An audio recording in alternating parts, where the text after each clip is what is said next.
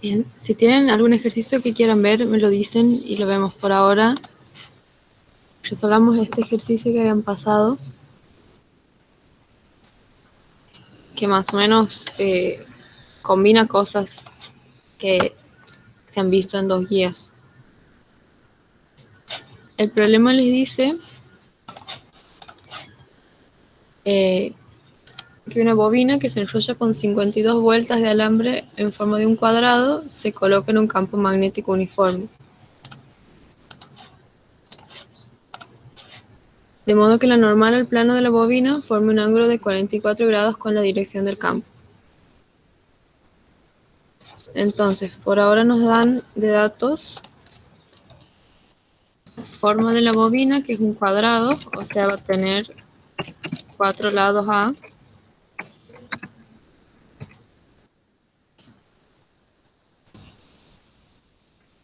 Nos dicen que el campo magnético es uniforme.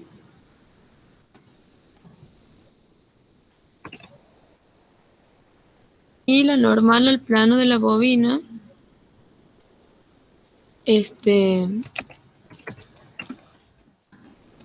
forma un ángulo de 44 grados con la dirección del campo. Después dice, cuando el campo magnético se incrementa uniformemente de 150 microteslas a 720 microteslas en un intervalo de tiempo de 0,48 segundos, una FEM de 78 milivolts de magnitud se induce en la bobina. Se les pide el área en cada espiro de la bobina y la longitud total del alambre.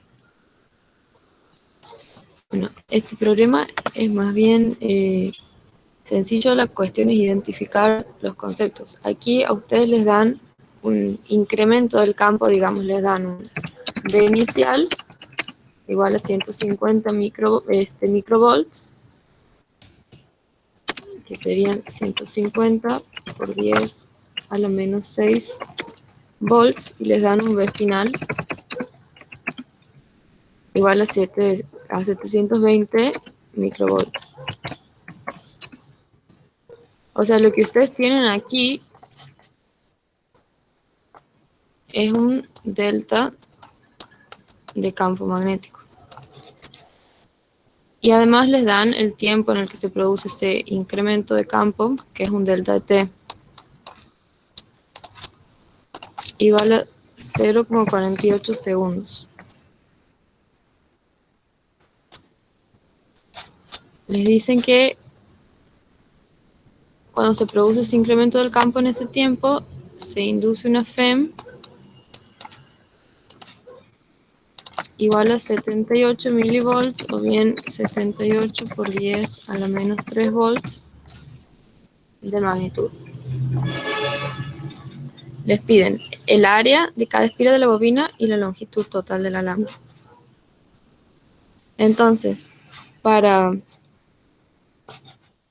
primero vamos a hacer el dibujo del problema, así más o menos se ve.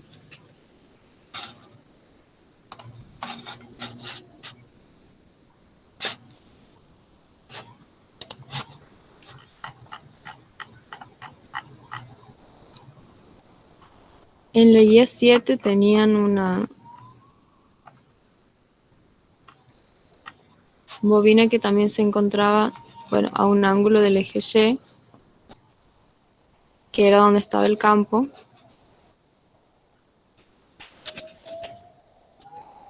En este caso nos dicen que la normal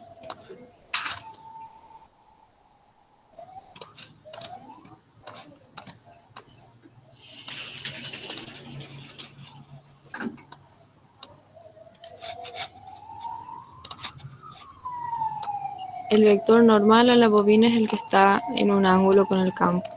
Entonces, si tenemos los ejes, si llamamos a este X, este Y este Z, y queremos ubicar nuestra bobina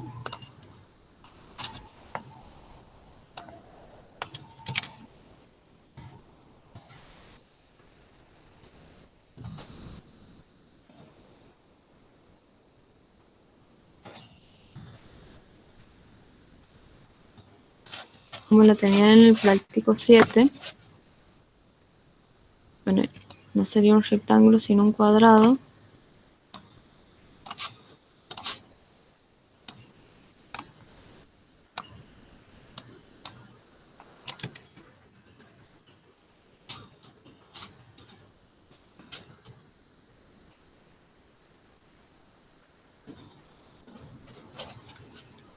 El vector normal en la bobina es perpendicular al área. Este sería, cada lado vale A, hemos dicho. Y el vector normal estaría aquí, en el centro del área y perpendicular.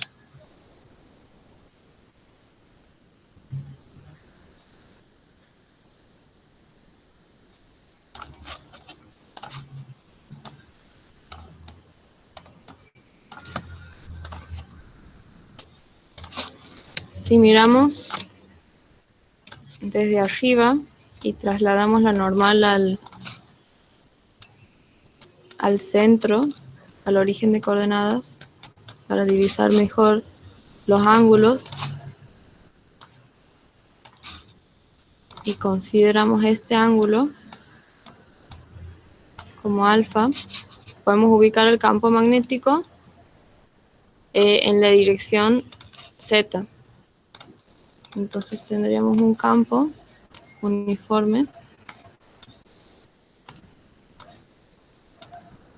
así.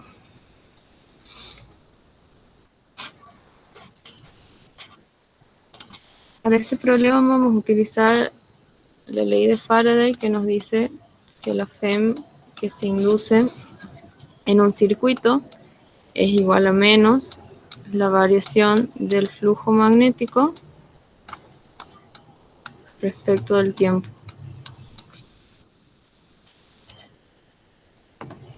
Y el flujo magnético es igual, como el flujo eléctrico, a la integral cerrada del producto interior del vector campo magnético por el vector diferencial de área. Esto sería igual a los módulos de estos dos vectores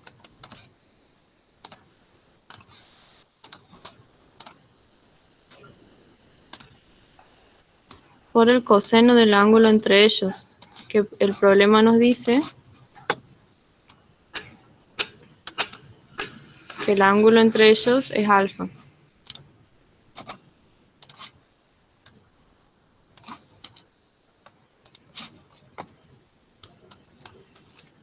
Bien, el campo es uniforme y el coseno de alfa es una constante, entonces salen de la integral y queda integral, la integral diferencial de alfa, que va a ser el área de esta espira, de esta bobina. Me ha faltado en la parte de datos el número de vueltas n, que es 52.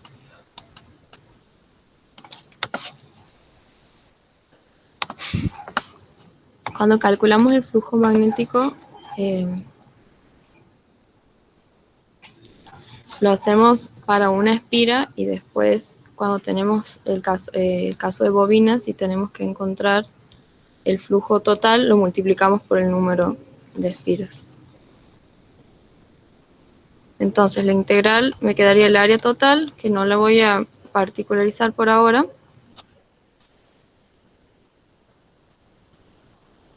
Y a esta expresión la tenemos que derivar respecto del tiempo. La derivada del flujo magnético respecto del tiempo va a ser igual a la derivada respecto del tiempo de B por el coseno de alfa por A. El área es constante, el coseno de alfa también, y B varía con el tiempo. Entonces queda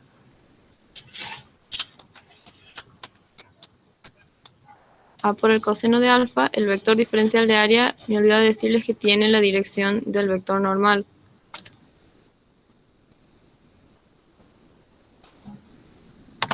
A la bobina.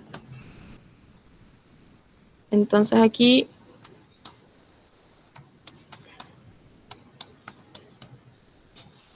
nos queda que el campo varía en función del tiempo. Y a eso nosotros lo obtenemos con el delta de B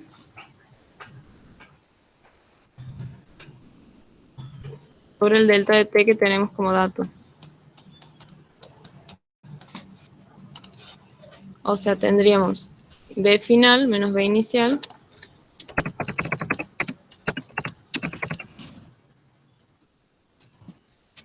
sobre el delta de T que era 0,42 segundos.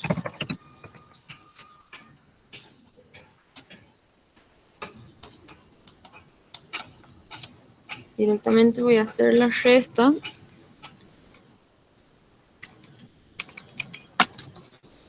Esto es igual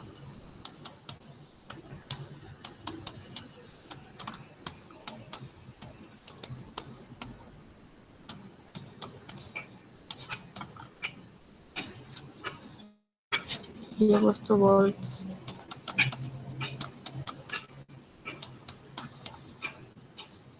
Tesla sobre 0,42 segundos.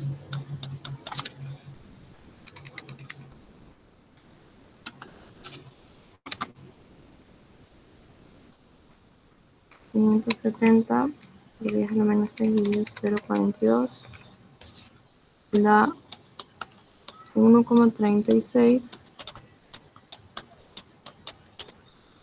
por 10 a la menos 3 Tesla por segundo. Este valor corresponde a esta variación, entonces simplemente tengo que despejar de aquí el área, que va a quedar igual al flujo magnético,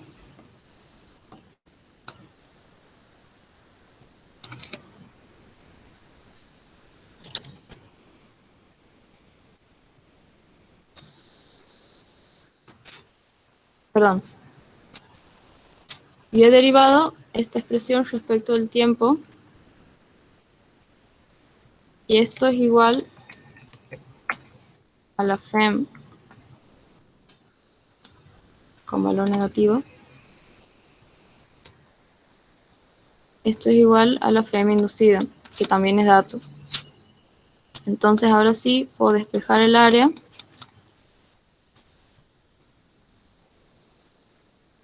y me queda igual a la variación delta de B sobre delta de T. Hemos dicho que valía 1,36. Queda 1 sobre 1,36 por 10 a la menos 3.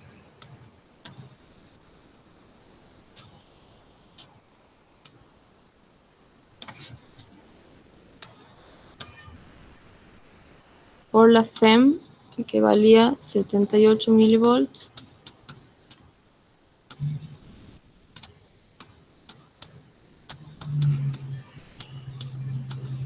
Sobre el coseno de 44 grados.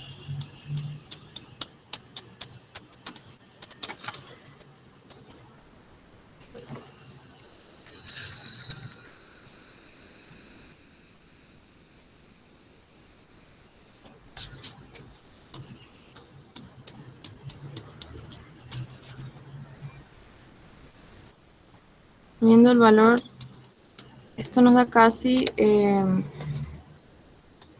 80 metros cuadrados. A ver, aquí tengo Tesla.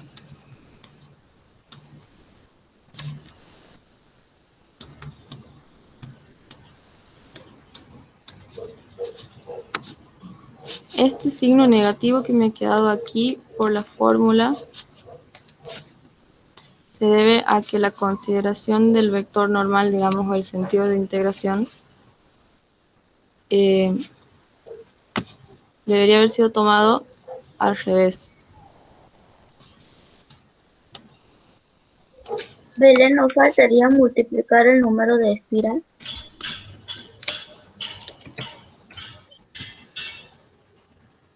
En el flujo. Sí. O sea, cuando sacas el área, no sé. No, porque todas las espiras tendrían la misma área sería. Están todas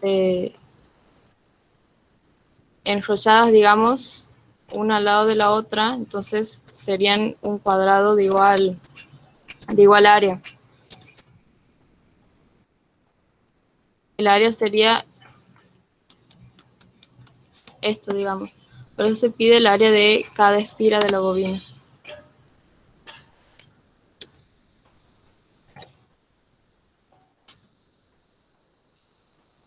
Aquí cuando yo calculo el flujo estoy considerando, claro, el área de este cuadrado, que vendría a ser el área de una espira.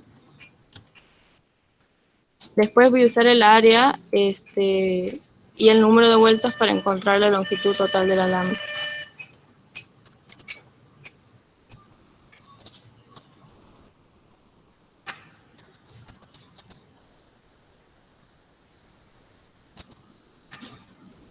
Bien, aquí cuando hablamos de una FEM inducida,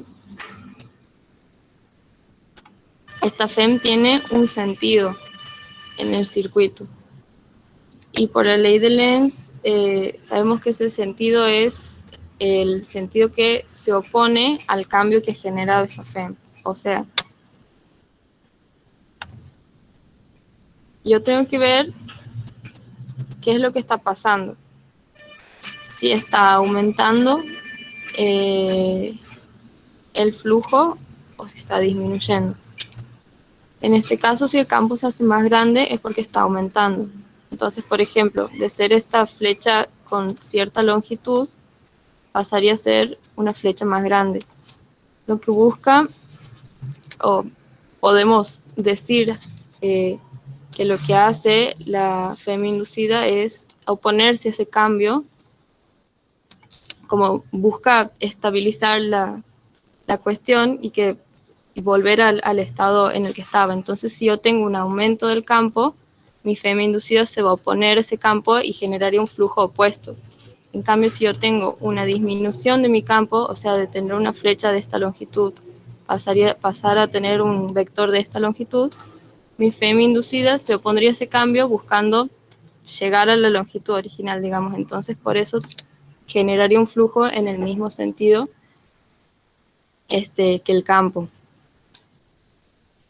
Esa es la lógica de la ley de Lenz, y en este caso, si mi flujo está aumentando, eso significa que la FEM inducida lo que haría es buscar generar un flujo que se oponga a ese cambio. Por lo tanto, el sentido de mi FEM inducida sería, por la regla de la mano derecha, yo apunto el pulgar en la dirección de mi flujo, y con los dedos tendría la dirección de la FEM y también la dirección de la corriente.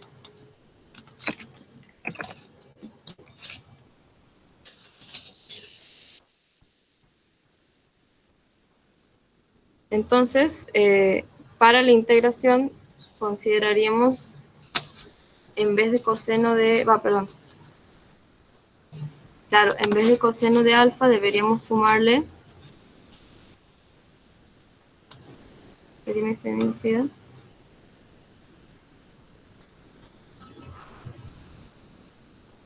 Tendríamos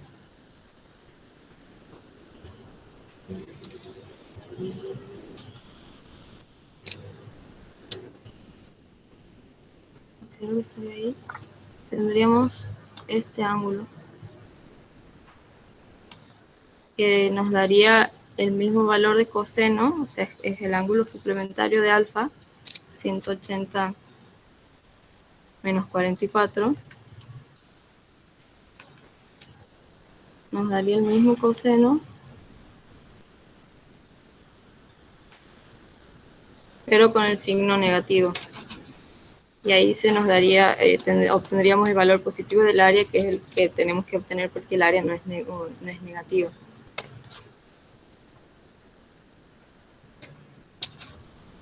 Entonces, a la hora de trabajar con una FEM autoinducida, para ver el sentido del vector diferencial de área que ustedes consideren, que va a ser de acuerdo al sentido de integración, ustedes van a ver si el flujo está aumentando o está disminuyendo. Y acordarse que la FEM va a producir un flujo que se oponga a ese cambio.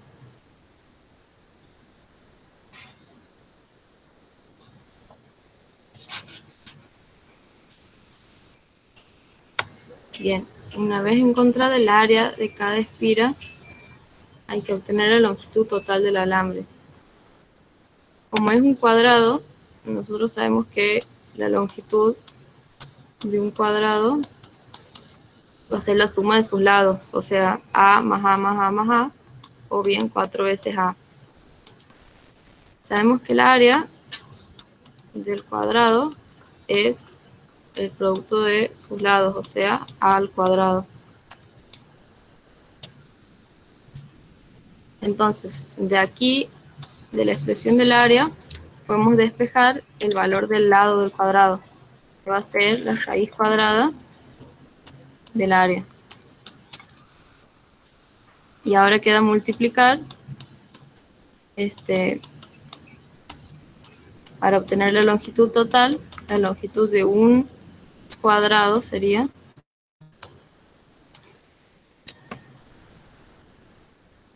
que vendría a ser 4 por la raíz del área por el número total de vueltas, o sea, de cuadrados que yo tengo en mi bobina, que vendría a ser n. Mi bobina sería, muy difícil dibujar aquí, pero es un alambre doblado en un cuadrado, como como enrollar un alambre en un cilindro de sección cuadrada, todo muy junto. Entonces, por eso, para el área consideramos solamente una de las espiras, porque todas van a tener la misma sección, digamos, la misma área. Y para la longitud total del alambre, ahí sí tenemos que multiplicar por el número de vueltas, porque es el número de cuadrados que vamos a tener.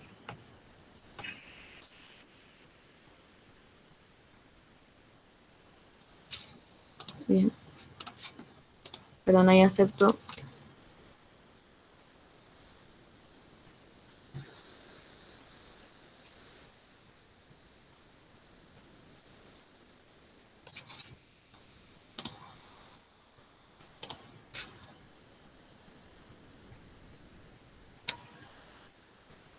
Bien.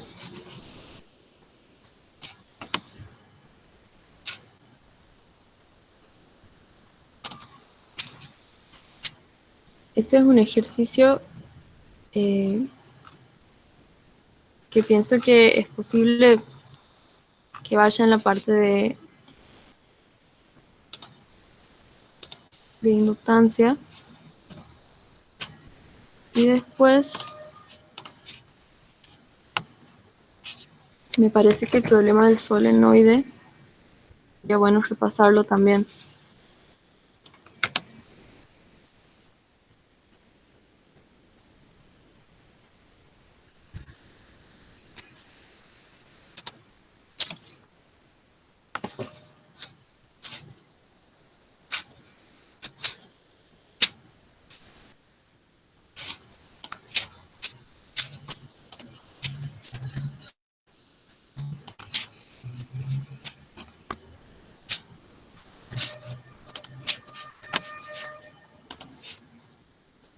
Ahí va, estoy buscando un archivo.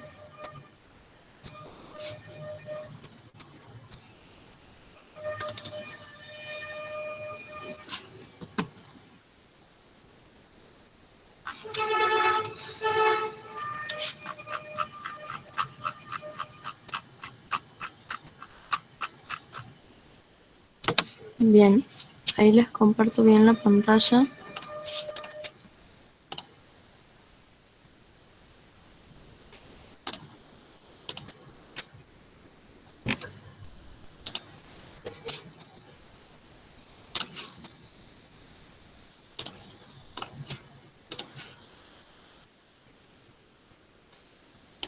Así se puede ver el TP. El problema del solenoide les dice, un solenoide tiene una longitud de 25 centímetros, un radio de 1 centímetro y 400 voltios. Por él circula una corriente de 3 amperes. Hallar el campo en el eje y en su centro. Aquí incorporan lo que es la guía pasada. El problema del campo del solenoide es un problema que suele ir en la guía 8. El flujo que atraviesa el solenoide, admitiendo que su campo es uniforme en el interior. La autoinducción del solenoide, la energía almacenada en el solenoide, la densidad de energía magnética, y después calcular la FEM inducida en el solenoide cuando la corriente varía a razón de 150 amperes por segundo. Bien, entonces, primer paso, anotar los datos, pasar todas las unidades que correspondan, a metros. Bueno, en este caso sucedió todo. Después hay que demostrar la expresión del campo de un solenoide. Un solenoide es justamente un devanado, un alambre enrollado, también con todas las espiras juntas. Y el campo magnético que se forma es la combinación, la suma, digamos, del campo de cada espira. O sea, termina siendo casi uniforme en las regiones alejadas de los bordes. Bueno, en los bordes ya se deforma un poco. Entonces nosotros siempre que consideramos un solenoide, lo consideramos largo, o bien, como dice el problema, mucho más largo que ancho, digamos, que el largo sea mucho más mayor que su diámetro.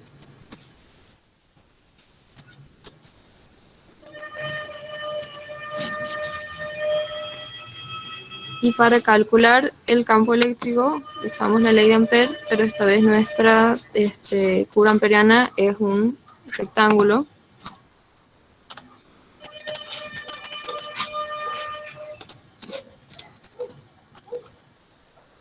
Bien. Ustedes dibujarían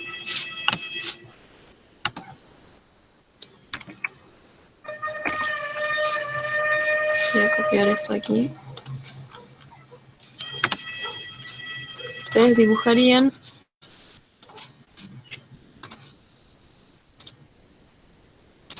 el solenoide considerando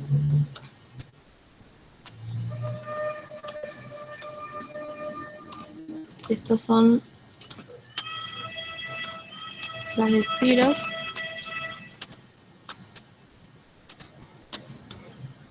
considerando que de un extremo ingresa la corriente y del otro extremo sale,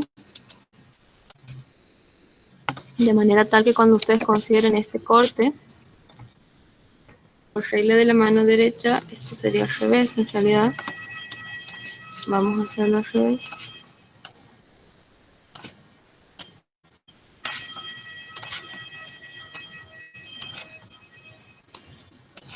Si la corriente ingresa de este lado y hago un corte en el solenoide para observar solamente la mitad de cada una de las espiras, voy a ver que en la parte de arriba voy a tener que la corriente es entrante al plano de la pantalla y en la parte de abajo se vería saliente,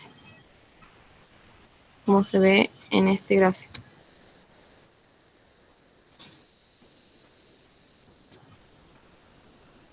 Entonces nosotros consideramos una curva amperiana de longitud L, como dice ahí, que encierre cierta cantidad de vueltas del alambre. Y entonces tenemos que integrar, nosotros vemos por también la regla de la mano derecha, siguiendo el sentido de la corriente, que el campo, las líneas de campo magnético van a tener dirección hacia la izquierda. Porque si ingresa por arriba y sale por abajo, el pulgar apunta hacia la izquierda. Entonces voy a considerar una trayectoria de integración de manera tal que mi DDL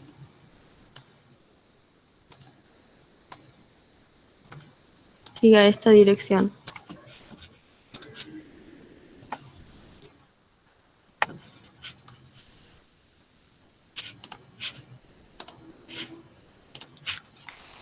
La ley de Ampère nos dice que la integral por una trayectoria cerrada del campo magnético por el diferencial de longitud es igual a mu sub 0 por la corriente neta encerrada por esa curva. Esta expresión, como tenemos 4 segmentos, se va a dividir en 4 integrales. La primera va a ir desde A hasta B, de B por DDL por el coseno del ángulo entre ellos, que en este caso B está apuntando hacia aquí y DDL también, entonces es 0.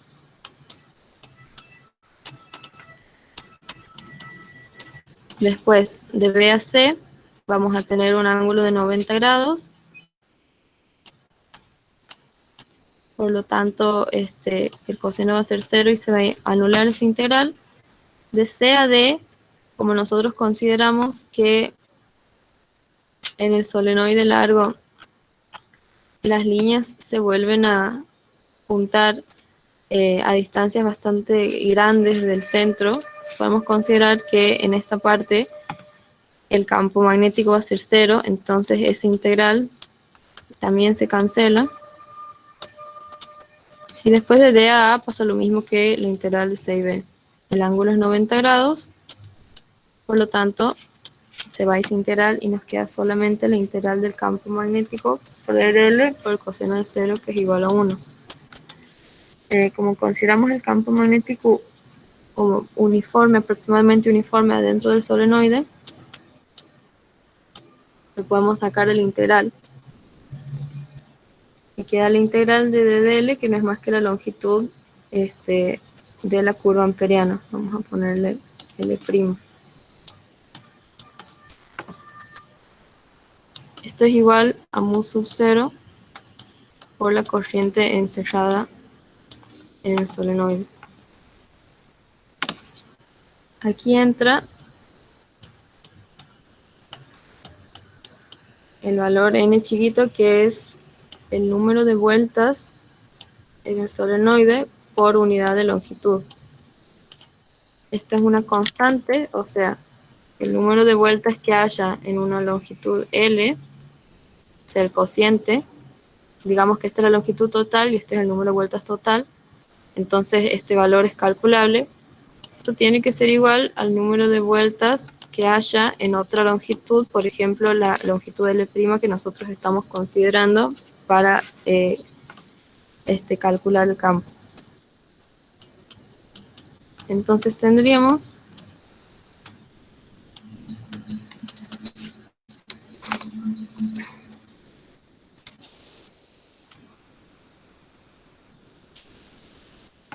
que la corriente encerrada sería la corriente en una espira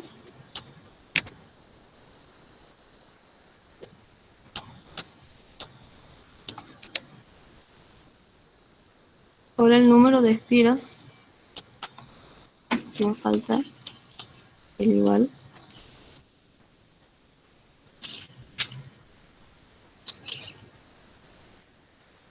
y por mu sub 0.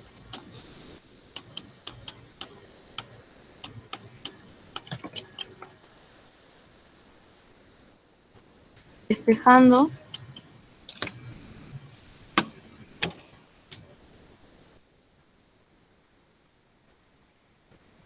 el valor del número de vueltas, tenemos que vale n chiquita por la longitud de L'.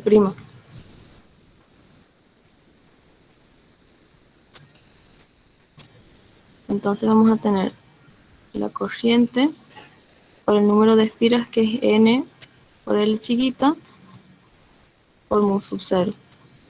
Se me simplifica la longitud de la curva amperiana y tengo la expresión del campo de un solenoide, que es mu sub 0 por n, que es el número de vueltas por unidad de longitud, por la corriente que circula por el solenoide.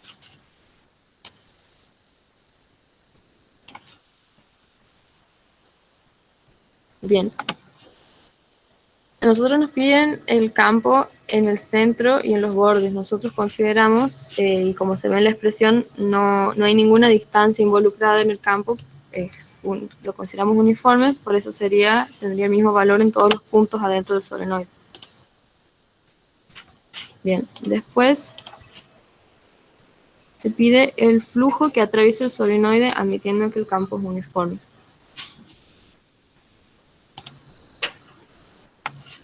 Ahora sí, nosotros vamos a considerar el área de una de las espiras del solenoide para calcular el flujo.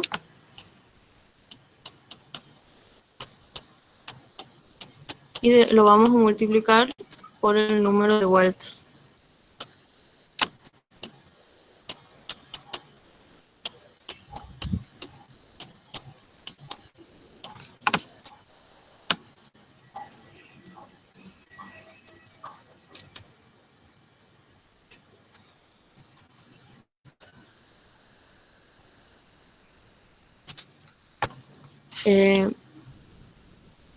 Si lo observamos,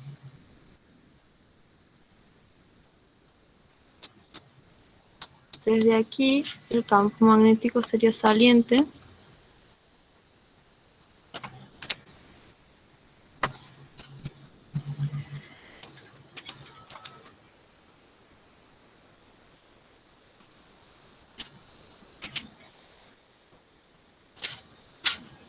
Y vamos a considerar un diferencial de área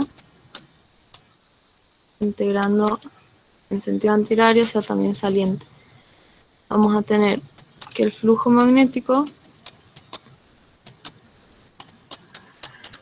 va a ser igual a la integral cerrada del producto interior de campo magnético diferencial de área, o sea, la integral de B de A por el coseno de 0 grados. El campo es constante, entonces sale de la integral. Lo podemos reemplazar ya directamente por mu sub 0 por I por N. Y queda la integral de diferencial de área, que es igual a el área plana que encierra esta curva.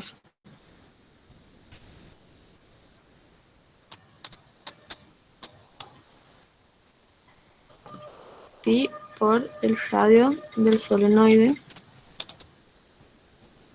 Vamos a ponerle L grande al cuadrado. Entonces, bueno, todos son datos. Mu sub 0 es una constante. El problema da la corriente. El valor de n chiquita se calcula como el número de vueltas sobre la longitud, que tiene que estar en metros. Y se tiene también el valor del radio. Entonces, es un valor que se puede calcular.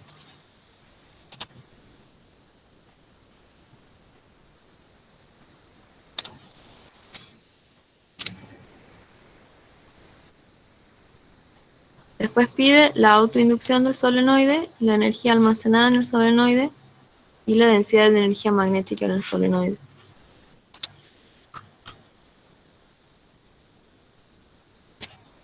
La autoinducción es una constante que se calcula como, en el caso del solenoide, el número de vueltas por el flujo que circula por una espira, que ya lo hemos calculado, sobre la corriente. con esos mismos valores de L y de la corriente se calcula la energía magnética, y la densidad de energía magnética se calcula con la magnitud del campo y mu sub 0.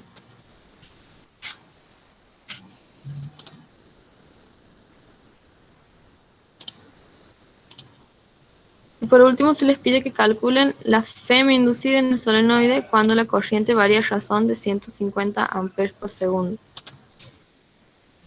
Aquí ven, la FEM autoinducida, que sería lo que está pasando aquí, se calcula como menos el valor de la inductancia por la variación de la corriente en función del tiempo, que es lo que se les da en el problema. Se les dice que la corriente varía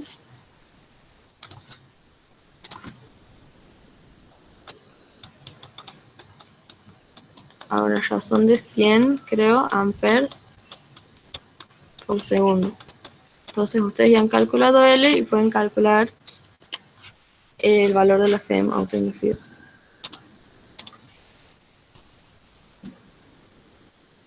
Que aquí la llaman B sub L, también se le puede llamar FEM sub L.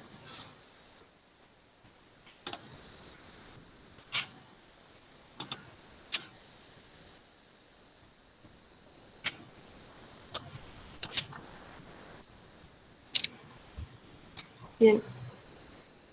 No sé si tienen alguna duda o consulta de estos ejercicios o de esta unidad en general, que es la última que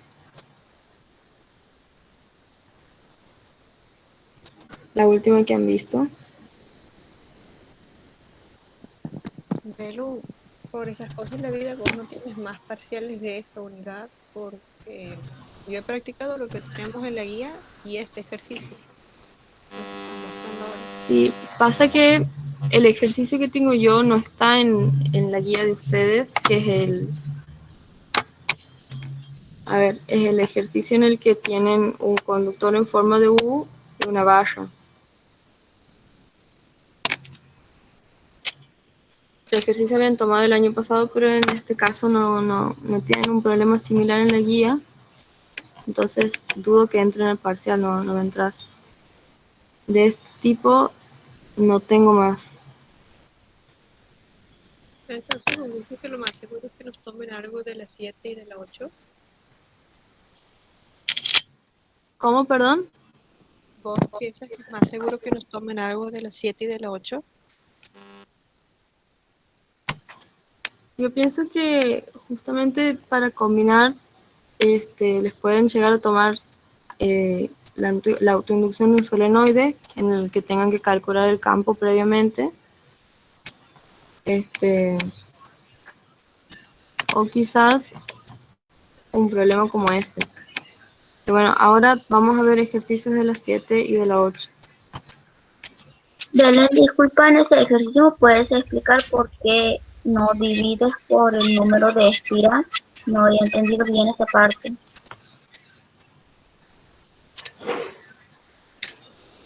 Sí. Cuando yo calculo el flujo magnético aquí, estoy considerando esta área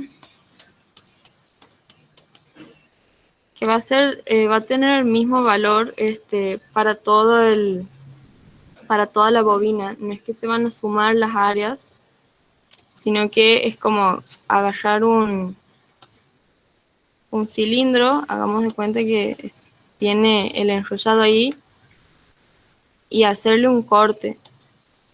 Si yo le hago un corte aquí, o si yo le hago un corte aquí, el valor de esa área va a ser la misma para todos. No es algo que se acumule. Y cuando calculamos el flujo, nosotros siempre lo calculamos considerando una espira y después lo multiplicamos ahí por el número de vueltas. A ver. Igual déjame que controle bien eso.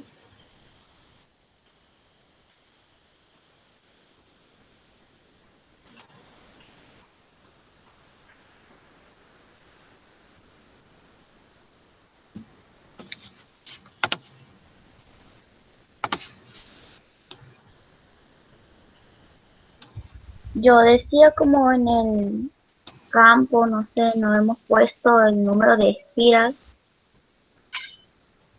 Claro, eso me has hecho pensar, porque si es verdad, gracias, porque si es verdad que el valor del área es muy grande. Claro, me sale muy grande esa área a mí también, entonces no sé, por ahí me da a pensar.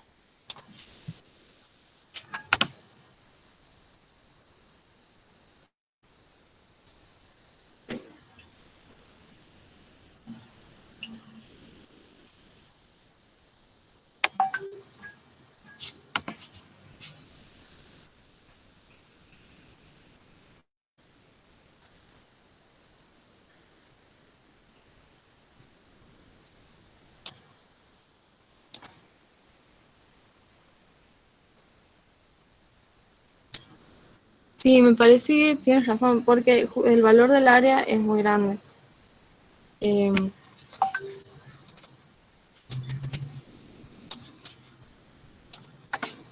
en todo caso, o sea, Belu, es cierto que tendríamos una espira. Se lo lleva por 99. Belu. Sí, decime. Yo cuando lo resuelto, no sé igual si lo resuelto bien, a mí me da 0,94 metros el área, metros cuadrados.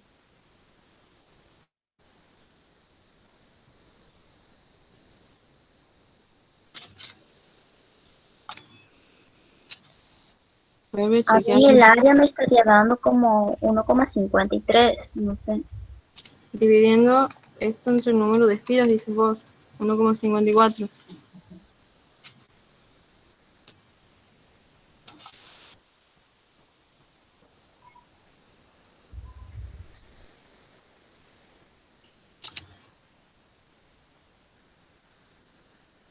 Sí, igual sí. Debería dividir entre el número de vueltas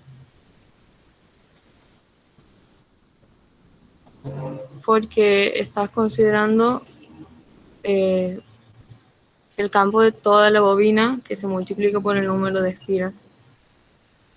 Y en ese caso sería como calcular, o sea, el campo que produce una espira que tenga las dimensiones que van a salir en el cálculo que yo he hecho. Sería como el campo eléctrico que produce esta bobina de 52 vueltas sería el equivalente al que produzca una espira de área 79,9 metros cuadrados y de lado lo que salga aquí, que sería 8,9 metros, que es un montón. Entonces el número de espiras lo colocaría ahí en la expresión del flujo, digamos, Claro, cuando calcules el área, o no lo siempre divido que lo directamente. colocas, solamente lo divides. Bien. Eso, disculpa, Belu, ¿cómo es que quedaría la expresión?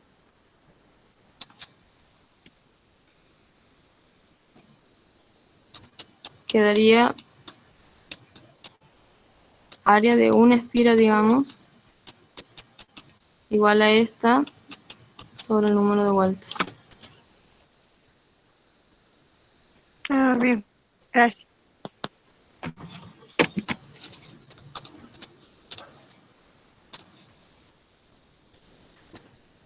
Bien, igual déjeme que consulte, así las confirmo.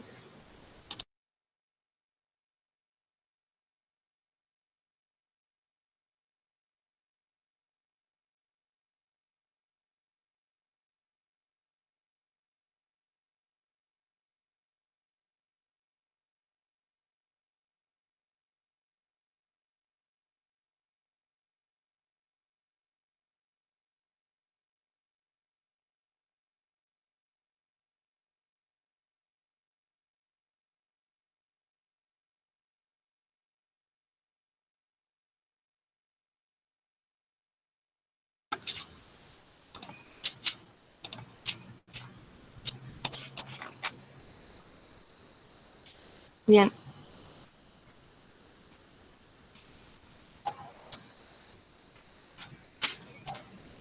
Aquí tengo un ejercicio de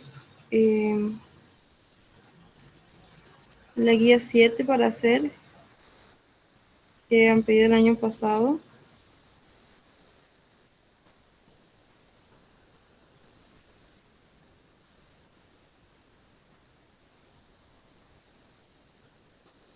Y un evaluativo de la guía 8.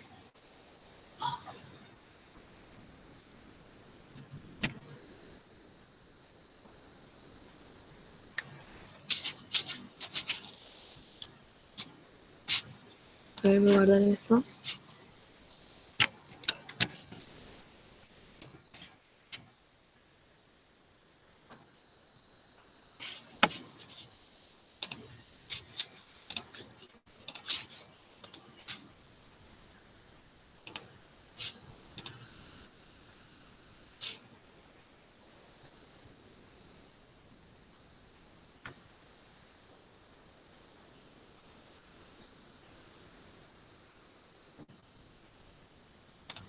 No veo nada.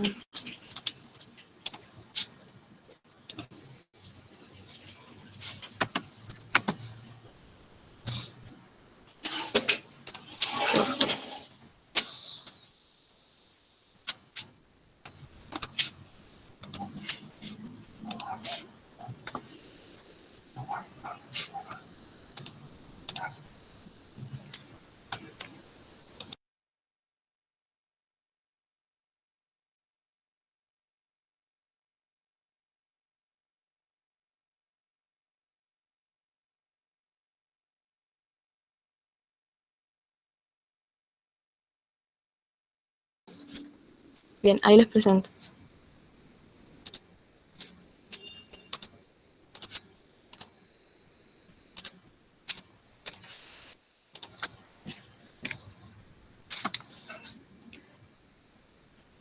En este problema les piden calcular la fuerza magnética sobre un alambre, magnitud y dirección. Este problema es más que nada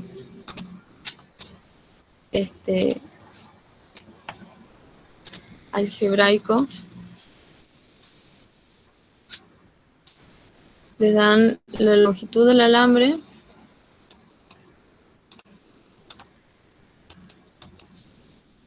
les dicen que está sobre el eje Z, les dan el valor de la corriente que conduce, la dirección y el vector campo magnético en sus componentes.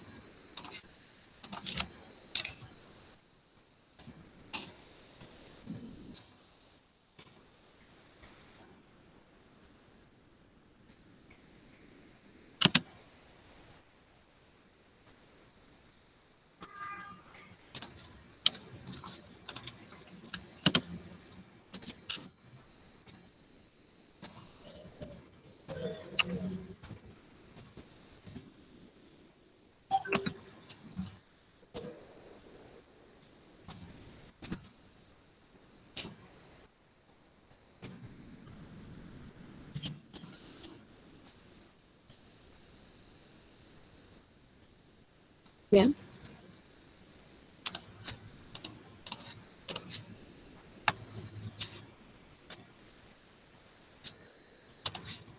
Si yo considero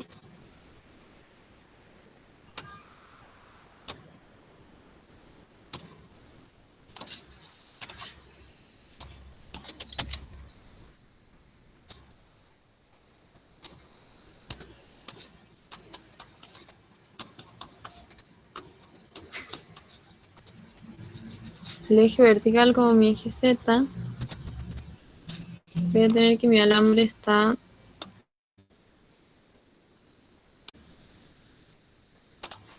así y conduce una corriente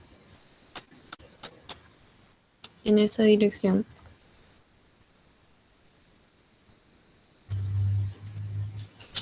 Hay un campo magnético externo que tiene una componente en la dirección menos X,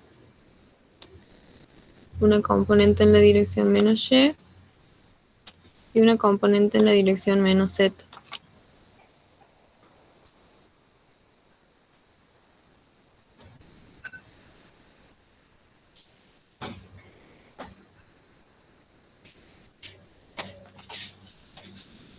Bien, A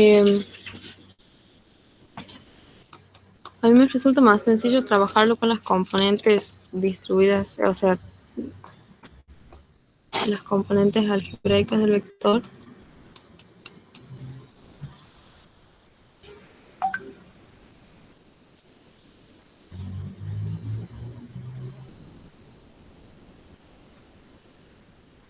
Tendríamos una componente X de la fuerza, una componente y una componente Z.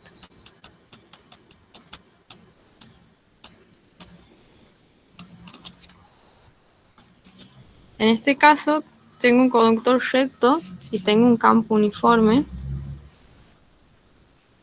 por lo que yo puedo trabajar con la expresión de la fuerza, que me dice que va a ser la corriente que circula por el conductor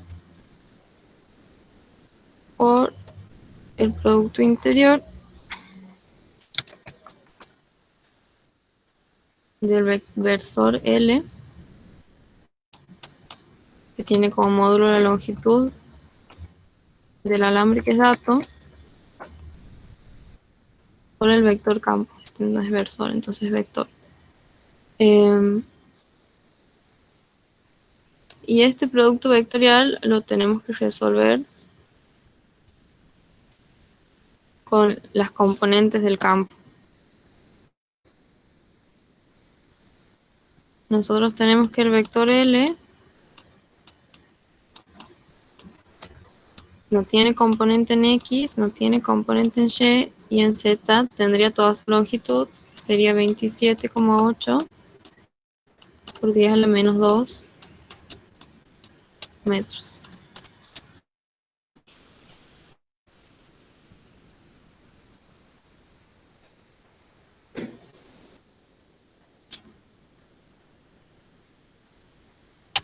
Entonces, trabajando este producto vectorial con determinantes, que lo voy a hacer aquí abajo,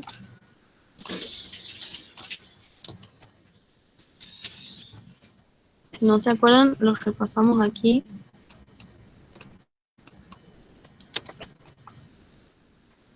En esta fila van las componentes del primer vector, aquí 0, aquí 0, y aquí lo voy a llamar L, en la dirección positiva. Aquí van las componentes del campo, ya las hemos puesto aquí, con el signo.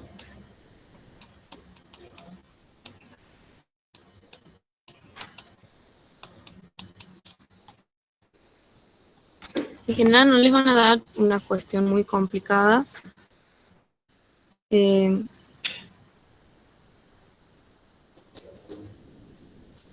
Si nosotros tomamos este vector, el versor Y, para calcular las componentes, tachamos fila y columna y hacemos el producto.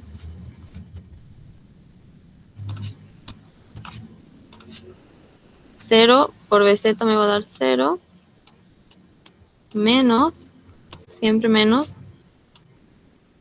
BY por L, por el versor Y. Para J va menos siempre,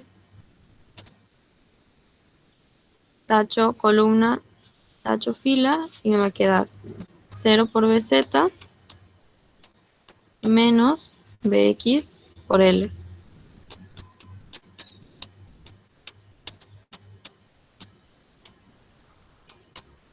Ahora sí más, y aquí me va a quedar 0 y 0, porque no voy a tener componente en la dirección Z. Porque tengo que la corriente, digamos, el vector longitud está en esa dirección, y va a ser perpendicular tanto a esa dirección como a la dirección del campo, que, bueno, no sigue ninguno de los ejes, pero tiene una componente en cada uno. O sea, aquí directamente tengo 0K. Resolviendo esto,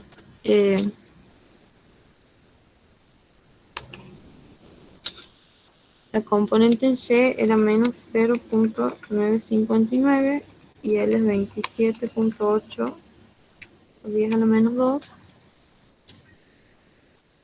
Por ese signo menos me va a quedar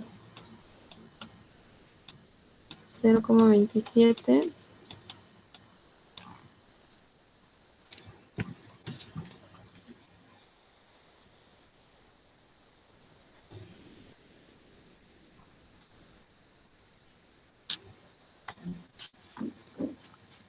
27,8.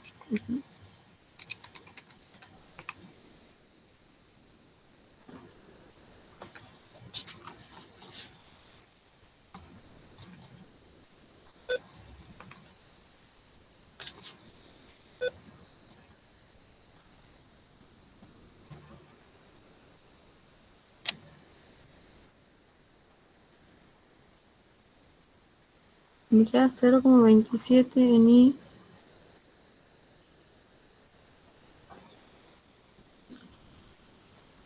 Aquí menos con menos hace más.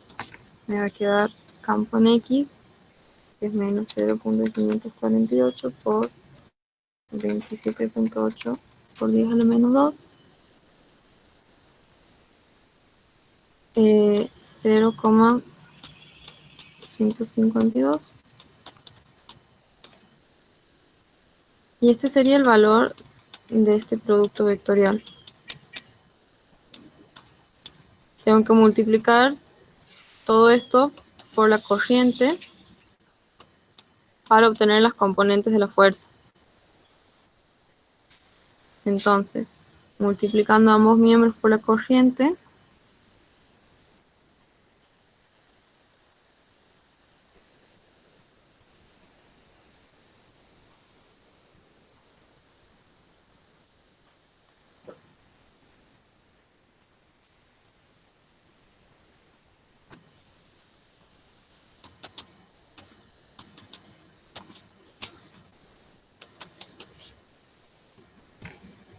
voy a obtener,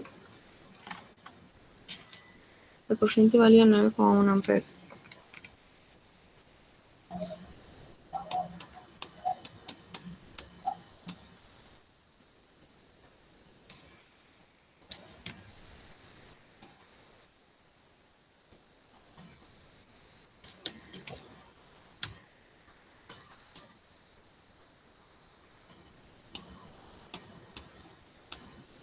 Uno coma 39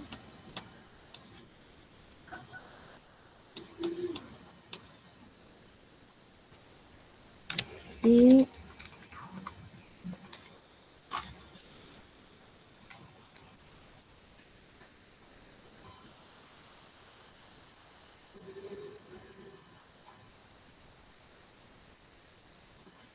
perdón, creo que multiplica mal, 0,27 por 9,1.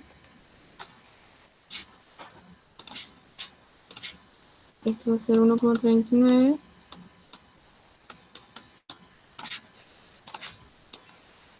y esto va a ser 2,46.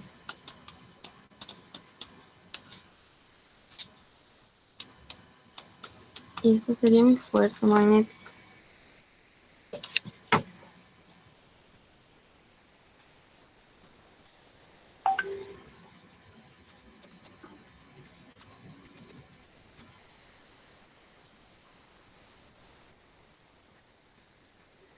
Che, Belén, ¿Sí? No me tendría que quedar en menos J.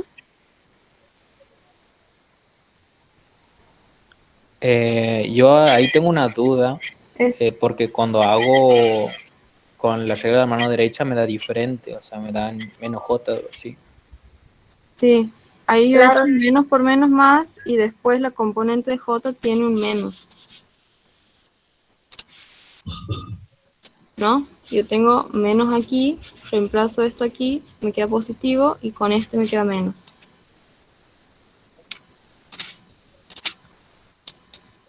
Disculpen chicos, esta mañana he rendido y sigo con la cabeza quemada. No, tranqui.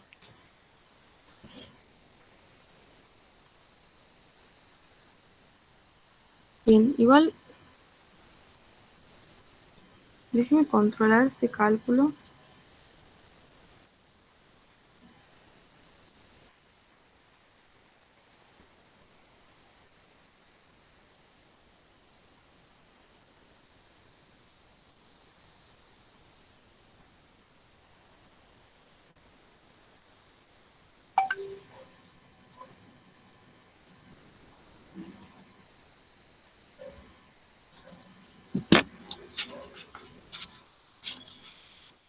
Bien, esas serían las componentes entonces. Tendría una componente en la dirección positiva de las X y otra, como me han dicho, en la dirección negativa de la Y. Entonces la composición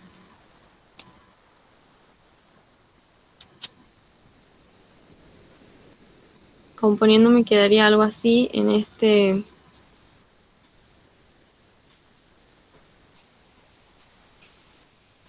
cuadrante del plano XY, digamos.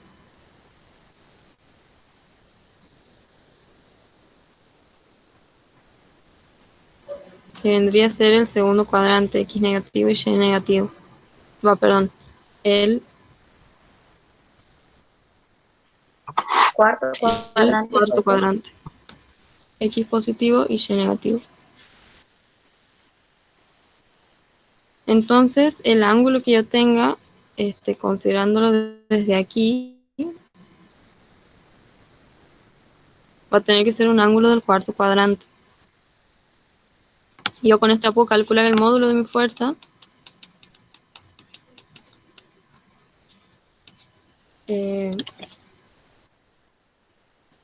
Va a ser la raíz de la componente X al cuadrado más la raíz de la componente Y al cuadrado. Y ahora tengo que calcular la orientación.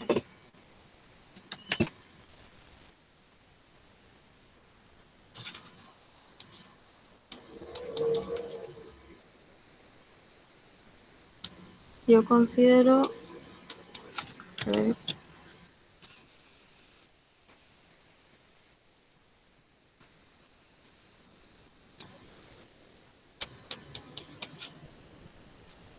mi sistema de ejes aquí.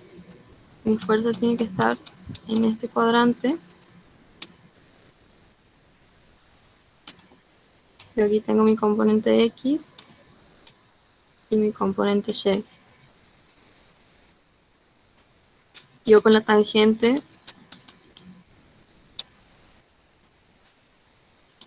puedo calcular este ángulo, que vendría a ser cateto opuesto, o sea, la componente en Y, sobre cateto adyacente, que es la componente en X.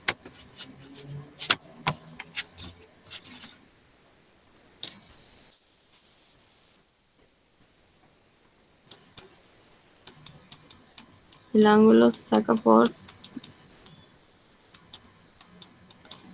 arco tangente de ese cociente, pero yo necesito calcular este ángulo, o sea que debería ser 360 grados menos el ángulo que a mí me salga.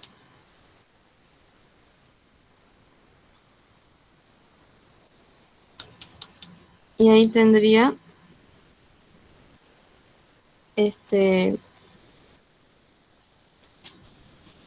la orientación, que debería ser un ángulo mayor a 270 grados.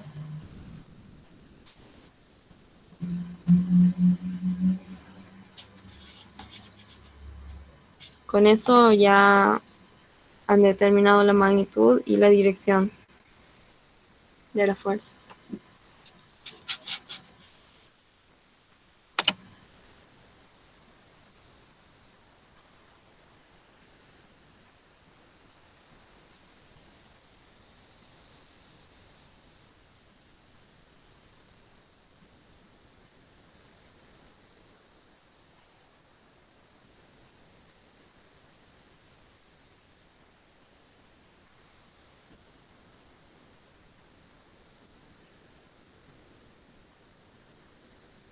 Bien, tengo un ejercicio más de la unidad 8.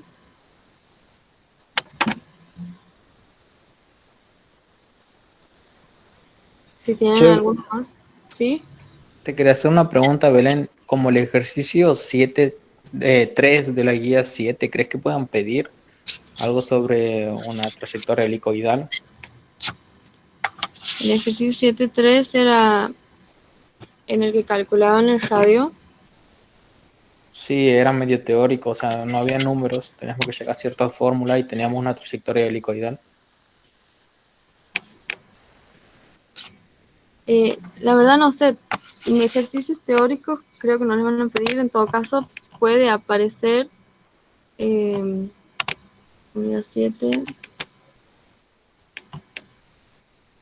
puede aparecer para que ustedes calculen un valor puntual, digamos, les dan, creo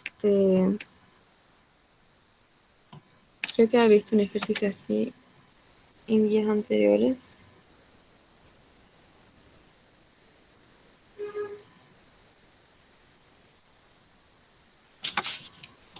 A ver, ahí voy a buscar.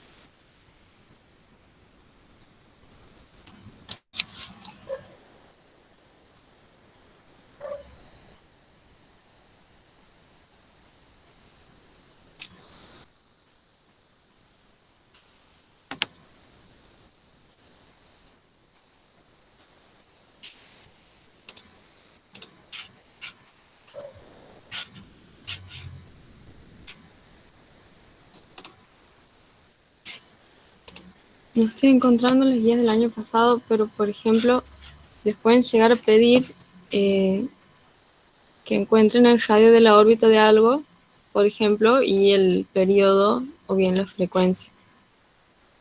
Ahí abro el archivo de ese problema en particular.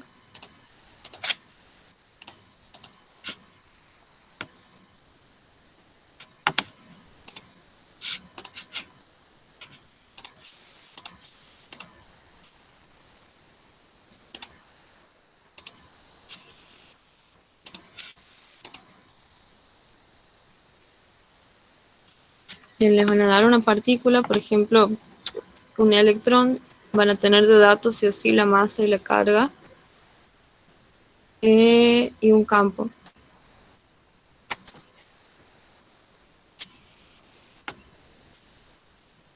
Ustedes tienen que poder relacionar las diferentes componentes del movimiento, puede ser helicoidal o puede ser un movimiento circular nomás, en el que la fuerza que les va a producir el movimiento, en el caso de el movimiento helicoidal, va a ser la fuerza que sea perpendicular al campo, la fuerza que sea, perdón, la velocidad que sea perpendicular al campo va a ser la que les produzca el movimiento. La componente que sea tangente al campo no va a producir una fuerza, no va a tener aceleración, entonces va a ser movimiento rectilíneo uniforme. A partir de eso, con la aceleración, o sea, plantean la ecuación de la fuerza magnética y a la aceleración la escriben como la aceleración centrípeta, velocidad al cuadrado sobre el radio, y a partir de eso ya pueden despejar el radio.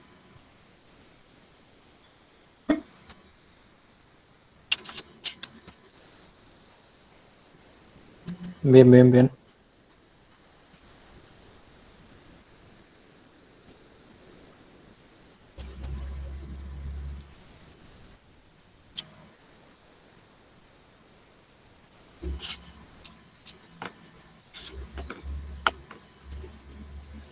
Bien, el otro ejercicio que quería resolver, a ver, voy a mover un poco porque estoy en el sol.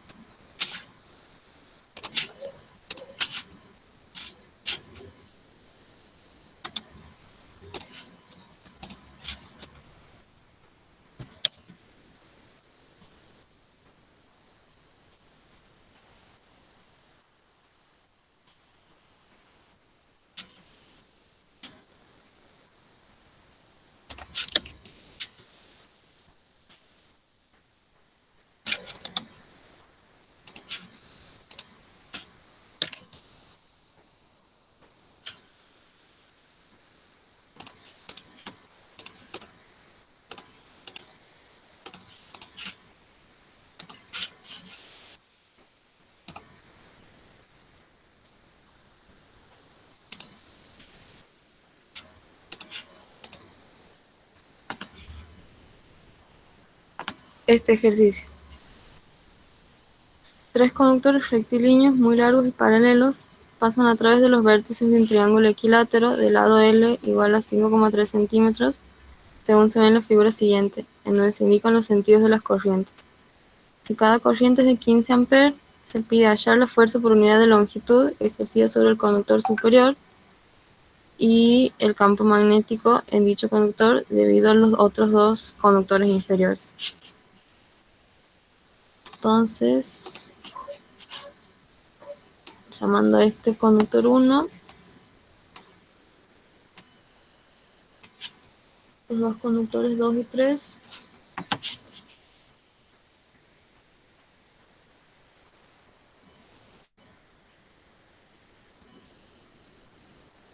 los dos conductores de abajo van a estar ejerciendo una fuerza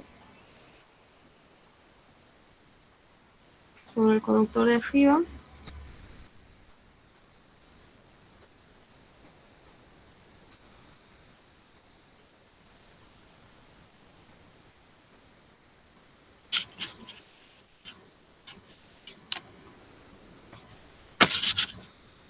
Ay, no, me gusta el mouse.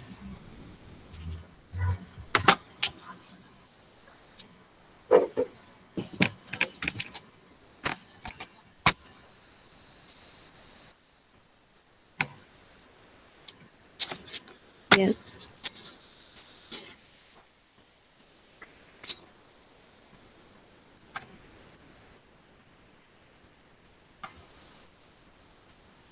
Bueno, la corriente que conducen los dos conductores que nos interesan para calcular el campo magnético es entrante. Por lo tanto,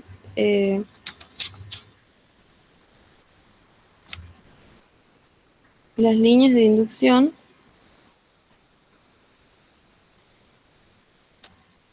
en ambos casos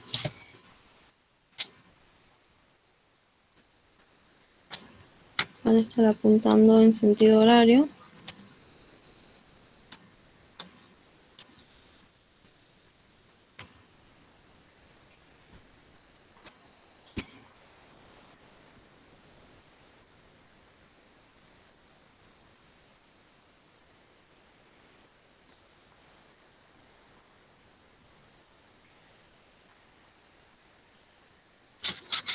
Podemos calcular el campo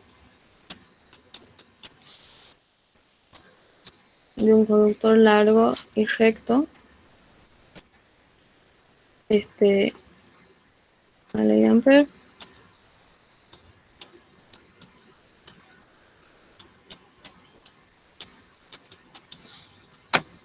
Considerando una curva amperiana de radio L,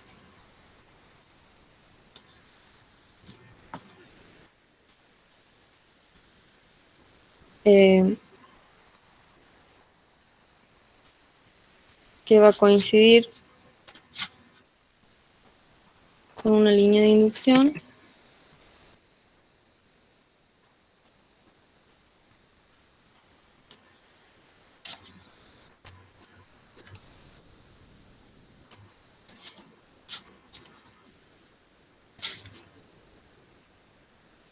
Por lo tanto, el vector de DL va a ser tangente a la curva y el vector campo va a ser tangente a la curva a la línea de inducción, que sería el campo magnético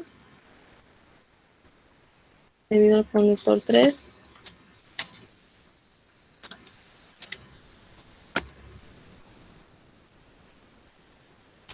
Entonces vamos a tener la integral de B por DL por el coseno de 0 grados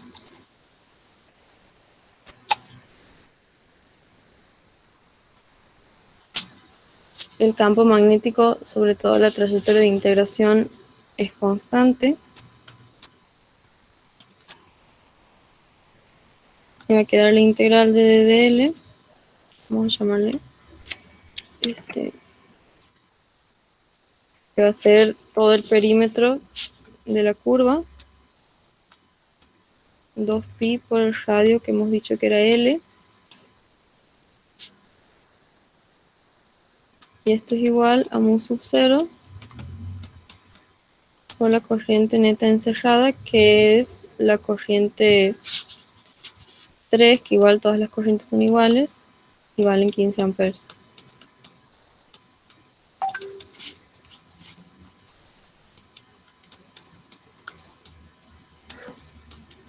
Entonces el campo va a ser igual a mu 0 por i sobre 2pi por L en ese punto en particular. Para el conductor 2 el procedimiento es análogo, nada más que la curva que vamos a considerar va a ser esta. Y como las líneas de inducción van hacia esta dirección, el campo magnético aquí va a tener esta dirección.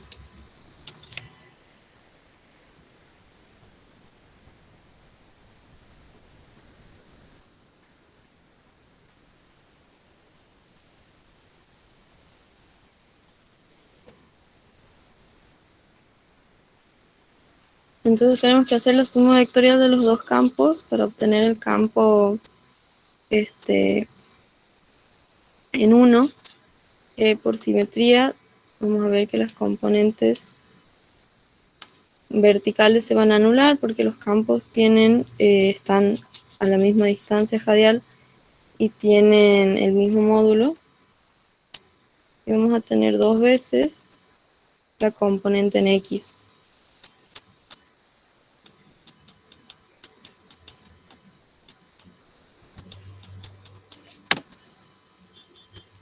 Del conductor 3, por ejemplo.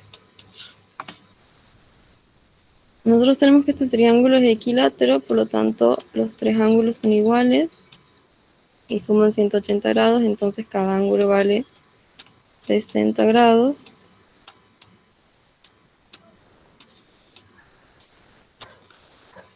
Por lo tanto, ese ángulo de 60 grados se repetiría en una línea perpendicular a esta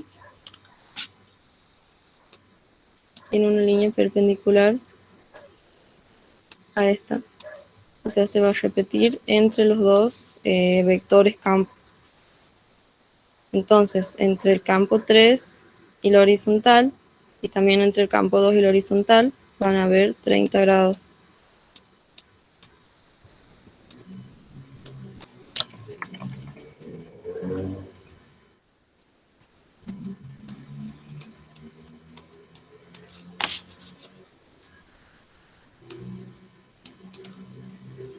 Aquí voy a tener dos veces el campo total, que es esta expresión, por el coseno de 30 grados.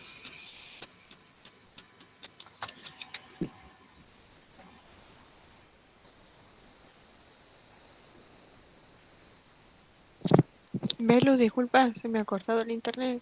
¿Por qué es de 30 grados? Porque yo del triángulo que me dicen que es equilátero, puedo sacar que cada ángulo del triángulo va a valer 60 grados.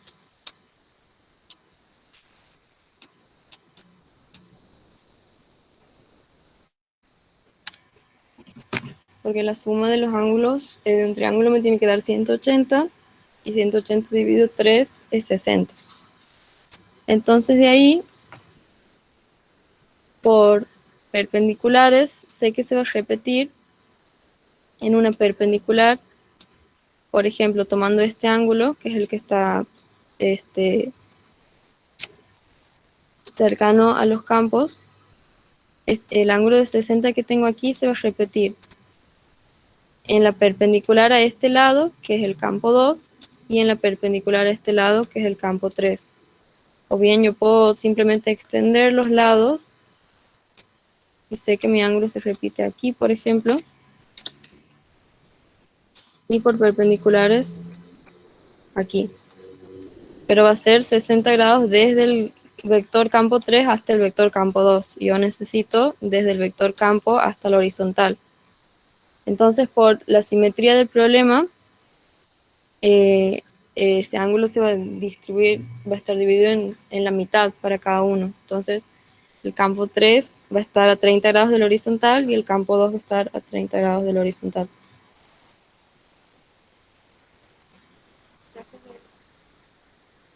Entonces, yo puedo calcular solo una componente horizontal, y para obtener la total la multiplico por 2 porque los dos campos tienen el mismo módulo, porque transportan la misma corriente y están en la misma distancia del conductor. Entonces, el vector campo final va a tener el valor 2 veces mu sub 0 por la corriente sobre 2pi por L, que se van a cancelar los dos, por el coseno de 30 grados, y va a estar en la dirección, si nosotros consideramos el eje X, el eje Y, va a estar en la dirección positiva de las X. Lo que yo haría sería poner los ejes sobre, poner el origen en el conductor donde yo quiero calcular. Bien, ahora que tengo el campo, puedo calcular la fuerza magnética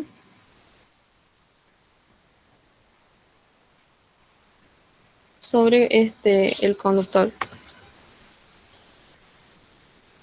con el campo total y la dirección de la corriente en el conductor 1, que es saliente. Haciendo la regla de la mano derecha, desde la corriente hasta el campo,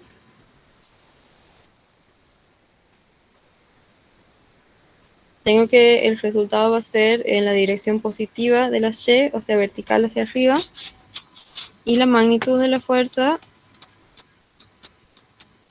se calcula como la corriente por la longitud, por el campo, por el ángulo entre el conductor y el campo, que es 90 grados.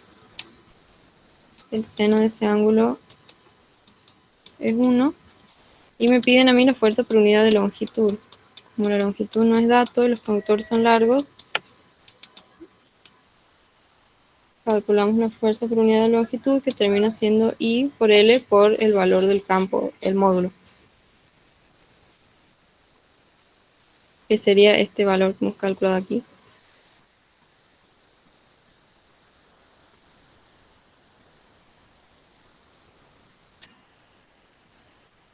Esto me queda en Newton por unidad de longitud.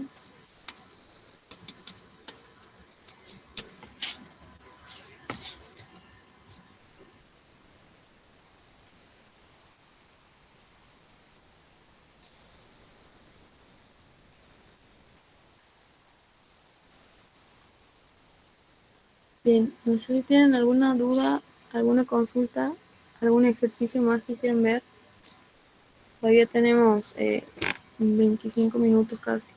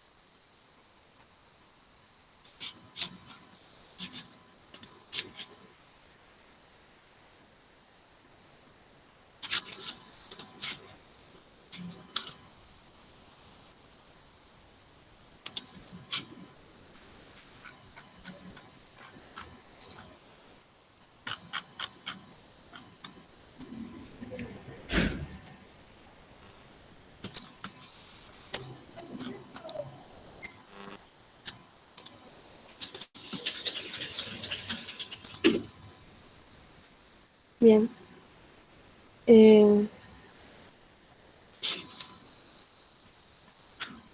Bueno, si prefieren este tiempo que queda, les respondo lo que me vienen consultando por privado. Así tienen ese tiempo para repasar antes del parcial.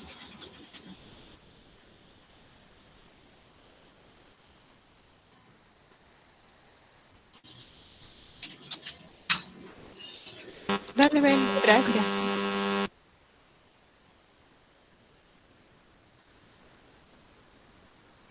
No hay problema, chicos, éxitos ahora.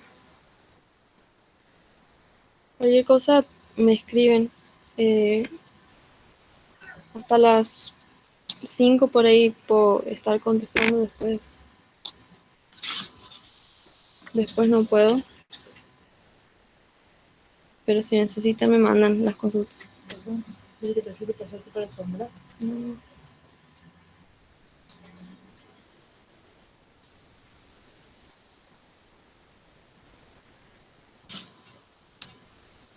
Bueno, chao chicos.